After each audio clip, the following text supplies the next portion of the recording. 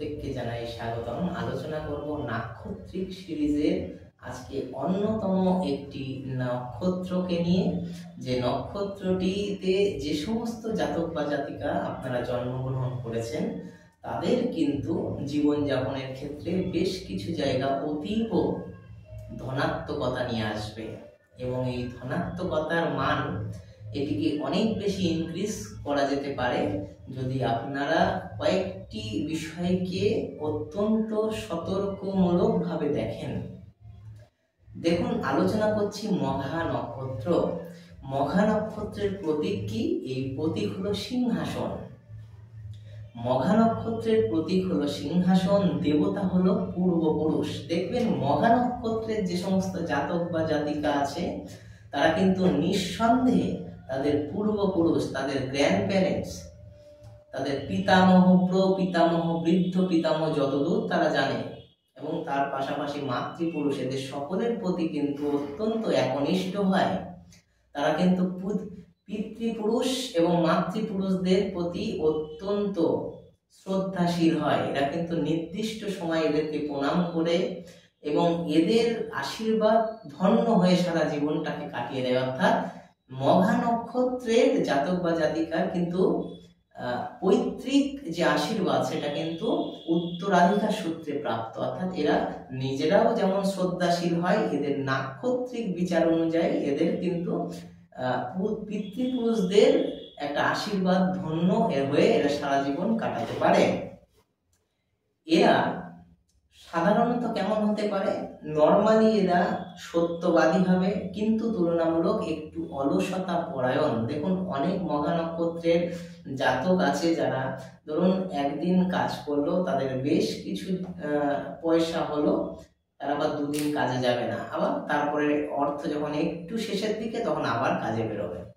এই যে মেন্টালিটি, এই যে চিন্তা, এই যে ভাবনা, এটা কিন্তু মঘা নক্ষত্রের ইনেট বিল্ডিং, অর্থাৎ নিজের ভেতরেই আছে। কিন্তু এরা চাইলে কিন্তু এই অবস্থা থেকে নিজেকে বের করে আনতে পারে, এ বিষয়ে কোনো সন্দেহ নেই।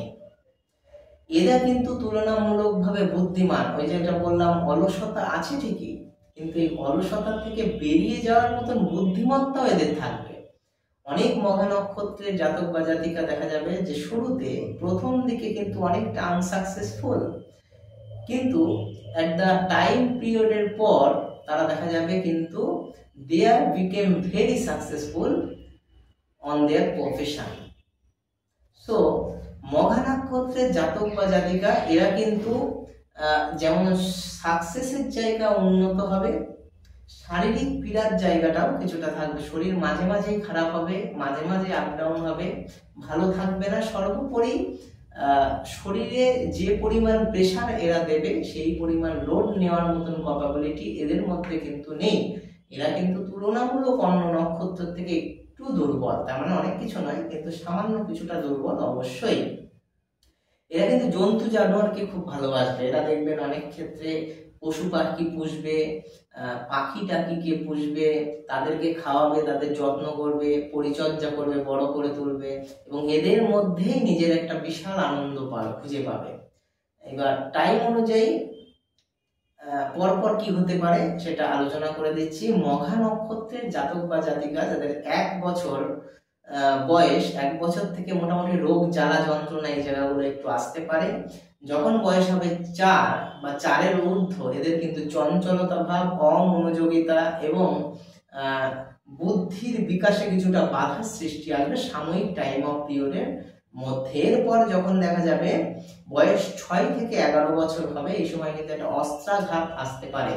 বিভিন্ন অস্ত্র মানে যদি তরোয়াল নিয়ে হতে হবে এরকম ব্যাপার নয়, অস্ত্র মানে বিভিন্ন উপকরণ। যেমন 6 বছরের বাচ্চা অনেক সময় দেখা গেল মিক্সি করতে গিয়ে মিক্সির মেশিনে হাত ধরিয়ে ফেলবে, বা এমন একটা জিনিসে হাত দেবে, আপনাদের বাড়ির যে সমস্ত যন্ত্র আছে সেগুলোকে হাত দেবে এবং সেগুলো নষ্ট করে ফেলবে, বা তার পাশাপাশি নিজের হাতে বা পায়ে চোট লেগে যেতে পারে, জ্বালা যন্ত্রণা ছড়ে যাওয়া, এই সমস্ত জিনিসগুলো কিন্তু আসতে পারে। বি কেয়ারফুল অ্যাবাউট কোন সময়? কেয়ারফুল থাকতে হবে আপনাদের 18 ইয়ার্সের পর থেকে, অর্থাৎ 18 বছর বয়স, এই সময়টা কিন্তু একটা অ্যাক্সিডেন্টের অবস্থার সৃষ্টি হতে পারে।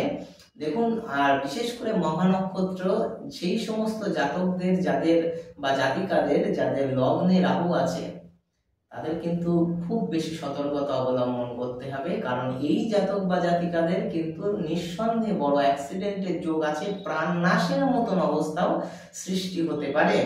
যদি এখান থেকে আপনারা বুঝে সেখান থেকে সতর্কতা অবলম্বন করতে পারেন, আগামী 29 বছর বয়সে কি হতে পারে, একটা দিক থেকেই ভয় আসতে পারে, সেটা হলো জল রিলেটেড অর্থাৎ ওয়াটার রিলেটেড প্রবলেম। যদি সুইমিং পরে করেন এই 29 বছর এই বয়সটুকু সুইমিং ছেড়ে দেবেন, বা দীঘা পুরী বা অন্য কোনো সমুদ্রে যদি ঘুরতে যান তাহলে কিন্তু সেখানেও আপনাদের সাঁতারের জায়গাটা কিন্তু একটু সাবধানে যেতে হবে, বা জলে পারলে নামবেনই না এই বছরটা।